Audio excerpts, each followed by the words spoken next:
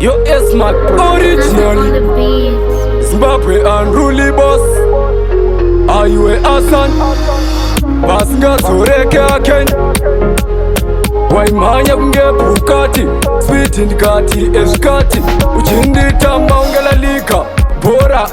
bhandareka ndakanga ndazviona uri gora moyo wangu wakanga watoparura iwe wandichina moyo ndakakupa ukambosa kuita wekutimba nebig wezvanyamanete inorwadza iwe wandichina moyo ndakakupa ukambosa kuita wekutimba nebig wezvanyamanete inorwadza wakati nini handina mari wapaiswa nevane motokari waona kupenya kwemajuwelari kafunga ndovanogadzira mari mavharwa mavhurwa mangwatswa manatswa binzi yadyiwa masiwa moti makuda kudzoka saigononono iwe wandichina moyo ndakakupa ukauposa kuita wekutimba nebig wezvanyamanete inorwadza iwe wandichina moyo ndakakupa ukauposa kuita wekutimba nebig wezvanyamanete inorwadza wainditamba ungelalika